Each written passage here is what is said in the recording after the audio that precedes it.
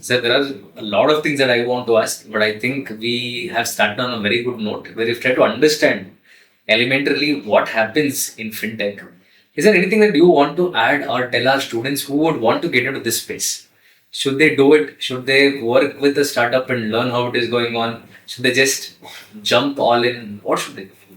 It depends, right? Each one of us have a different wavelength from frequency. I would not want to give a formula and say, you have to do this. Okay. It depends. See, if I were to start again, I would definitely work with the startup, try and understand what is happening there. That is one way. The second thing is, as I said, keep looking for problems. Keep looking for problem statements. In and around, the place you operate, you be open. Like, what is the problem? How it can be solved? Is the solution scalable? Because the problem, the size of the market is so big for the problem. And if I solve, will it impact? Right? That is, students need to keep thinking in this direction. And there is a lot of things today just taught inside the classroom as well. Your job is to connect the dots. Right? What is that I'm learning in the classroom? What is that I can pick up and then apply it in the real world? Correct. I see a problem. Is there a theory behind it? Right? A lot of these financial models, the Excel calculations that we do, a lot of things are actually taught to us in classroom. Today we implement it here.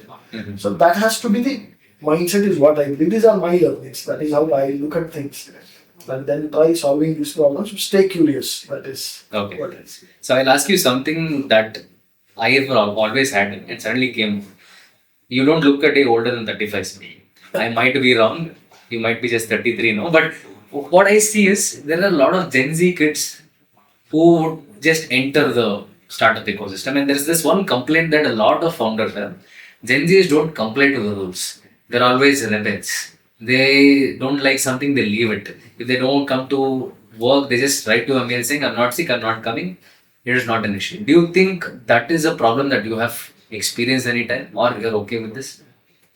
See, rather than me saying we are okay with that, I would say we have to learn to accept it. So it means you've accepted it. No, because the thing is, see, these kids are sharper than us.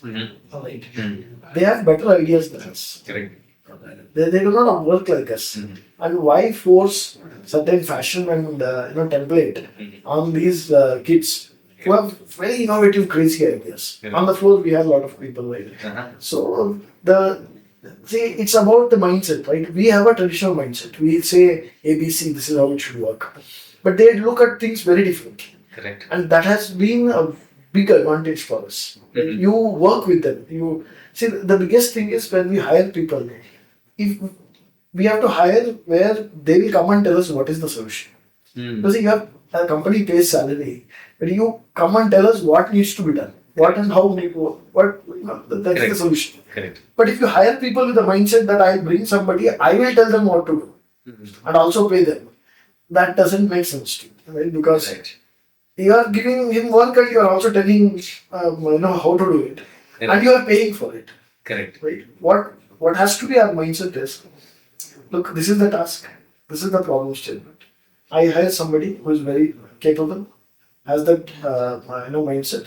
Then I ask him how this can be solved. Because the company is paying him to bring out the solutions. The idea shouldn't be I tell him what to do. Correct. When you change this, right, then you will see huge advantage for the company. That I've experienced myself. You ask people how this needs to be done. And they'll tell you how this can be cracked. And that way the Gen Z is extremely smart. True. They have better solution than what we have is what I think. So that is what I believe as a late millennial, because I'm also an engineering graduate. And how we operated was, we just thought we'll learn on the job. But now Gen Z are so smart, they've realized that if you're not good at what we're doing, let alone learning on the job, a company will not even give us a job. Do you think Gen Zs are so competent these days that it is a boon for startup founders to hire these people? Absolutely. They're extremely smart. Right? When I interview people, I realize it. And they are 10 times ahead of me. They know a lot of things. Right? And see, the biggest thing that I see is, in my days or previously, people used to be more focused on academics. True. Right? Now, when I interview candidates, I see they are good in academics, they are good in sports, they would have picked up one of the musical instrument and they would have learned it to a decent level. Right? They are multi-talented. They can do all these things. But previously, this was not the case. You focus on academics and that's it. Sorry, sir, I would like to argue with this because I have done a lot of things in my life. I call myself an all-rounder, but yes, I agree with what you're saying. No, but see, when you build a startup, you need such people. You do not want an employee who was only focused on academics Correct. and doesn't have any other thing. Today, for example, the universities and colleges, they do not want kids to focus only on education. Right? That's how you build. That's how you look at people. So the moment you think like that, then you will see fresh ideas coming in. Right. So my final question, sir, there is a lot of insights I got today. I'm sure we'll have bigger discussions. My last question is, as a B2B brand that has established an ecosystem and we're thriving and doing really well, there is always this temptation of getting into the B2C space because of the size of the market, which is probably 20, 30 times, I don't know, or even bigger. So is there a temptation or is there an idea of you getting into that B2C space?